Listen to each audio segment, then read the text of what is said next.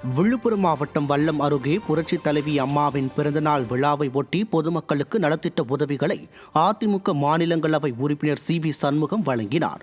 வல்லம் வடக்கு ஒன்றியத்திற்கு உட்பட்ட மேல் சித்தாமூர் காலனி கிளையில் புரட்சித் தலைவி அம்மாவின் 77வது பிறந்தநாள் விழாவை ஒட்டி கழக கொடி ஏற்றுதல் மற்றும் நலத்திட்ட உதவிகள் வழங்கும் நிகழ்ச்சி வல்லம் வடக்கு ஒன்றிய கழக செயலாளர் கு. விநாயகமூர்த்தி தலைமையில் நடைபெற்றது.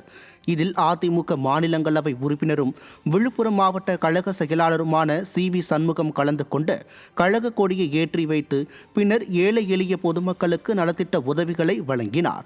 முன்னதாக அவர் புரட்சித் தலைவர் எம்.ஜி.ஆர்., புரட்சித் தலைவி அம்மாவின் திருவுருவ படங்களுக்கு மலர்தூவி மரியாதை செலுத்தினார். இந்நிகழ்ச்சியில் மாவட்ட இணைச் செயலாளர் ஆனந்தி அண்ணாதுரை, கிளைக்கழக செயலாளரும் ஒன்றிய சிறுபான்மையினர் அணி செயலாளருமான மகிமைதாஸ், முன்னாள் ஒன்றிய குழு துணைத் தலைவர் பரிமளா பன்னீர், ஒன்றிய எம்.ஜி.ஆர். இளைஞரணி செயலாளர் தமிழ் மற்றும் கழக நிர்வாகிகள் ஏராளமானோர் கலந்து கொண்டனர்.